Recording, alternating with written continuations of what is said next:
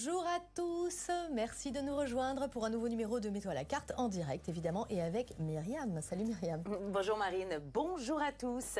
Et c'est dans le Gers que l'on part tout de suite pour se faire plaisir. Avec un plat familial et régressif à souhait, des lasagnes au porc noir.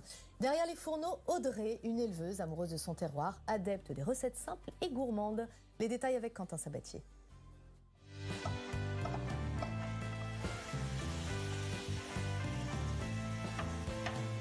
Aujourd'hui, je vous fais des lasagnes de porc noir gascon. C'est le plat qui est un plat unique, de saison. À table. Ça sent bon, hein? Audrey nous a reçus dans sa maison familiale pour nous concocter sa spécialité. Il me plaît parce qu'il est rassembleur. Ça met tout le monde d'accord autour de la table. Bienvenue à Castéra-Verduzan dans le Gers pour un plat gourmand et 100% local. C'est la première fois que je mange des lasagnes au porc noir et c'est vraiment très très bon. Je vais commencer par la chair à saucisse. Donc c'est de la chair à saucisse de porc noir que j'ai déjà salée poivrée. Et donc je vais commencer par la faire revenir à la poêle pour qu'elle dégage tout le gras. Alors ce midi on est 3, mais je ne sais pas cuisiner pour 3. C'est un peu ma problématique, mais je pense que c'est un peu la problématique des gens du Gers. De l'Antiquité romaine, sous le nom de lagana, jusqu'à devenir le plat préféré du chat Garfield, les lasagnes ont traversé l'histoire. Traditionnellement faites avec de la viande de bœuf, Audrey les prépare à sa sauce au porc noir gascon. La viande, elle vient de mon exploitation. Avec mon mari, nous sommes naisseurs, engraisseurs, transformateurs. Donc en fait, je transforme ici à la ferme ma production. On ne peut pas faire plus local. L'impact carbone est assez limité. Alors oui, c'est plus cher que le bœuf. Aujourd'hui, le kilo de chair à saucisse de porc noir, moi je le vends 15 €. Mais il vaut mieux manger une viande de qualité, en manger peut-être moins souvent, et surtout qu'il y a du goût. Parce que je pense que c'est ça que les gens retiennent, c'est le côté saveur. Audrey et son mari élèvent cette race d'exception, bien aidée par leur fille Victoire. Du haut de ses 8 ans, elle dirige l'exploitation d'une main de fer. Allez, dors. Allez, avance-toi.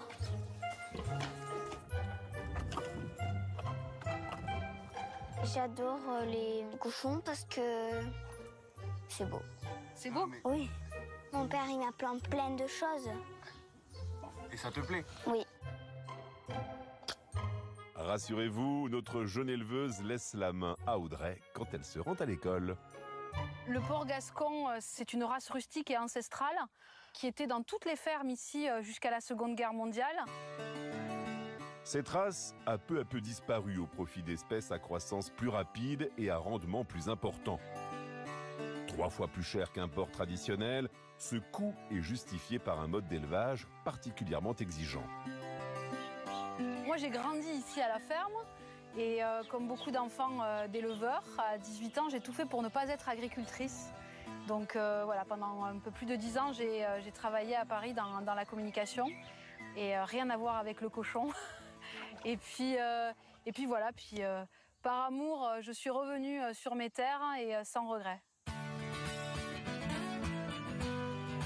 En cuisine, le porc a dégraissé. Audrey le réserve pour s'attaquer à la suite.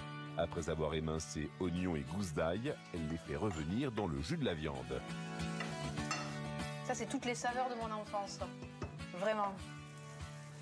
Ma cuisine, c'est une cuisine de copains.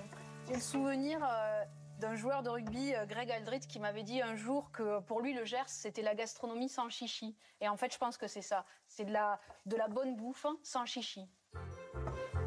Alors maintenant, les oignons ont bien doré. Donc on va pouvoir ajouter le coulis de tomates. C'est les tomates du jardin et les tomates de cet été.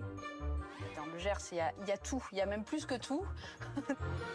Une fois la sauce tomate à ébullition, Audrey ajoute sucre, herbes de Provence, thym, romarin et laurier. Maintenant que la sauce tomate sent hyper bon, on va pouvoir rajouter la viande qu'on avait fait cuire tout à l'heure pour qu'elle finisse de mijoter et qu'elle s'imprègne de toute la sauce. Elle termine par la préparation de la béchamel, puis passe au montage des lasagnes, épaulée par Victoire. Faut pas que les plaques de pâte elles accrochent au fond du plat. On ne mettra pas de matière grasse, on va mettre un petit peu d'eau. Elles ajoutent ensuite les plaques de pâte, puis la sauce tomate et font de même pour le dernier étage. Est-ce que ça sent bon? Oui. Depuis toute petite, elle cuisine avec moi. Je veux lui apprendre aussi les recettes parce que c'est une transmission, la cuisine. Et on termine par la béchamel avant d'enfourner. C'est parti pour 25 minutes à 180 degrés. Bien joué. Après ça, il ne reste plus qu'à déguster et surtout à se régaler. C'était très très bon. C'est l'alliance de toutes les saveurs en fait du Gers. C'est d'une simplicité. C'est vraiment à la portée de tout le monde.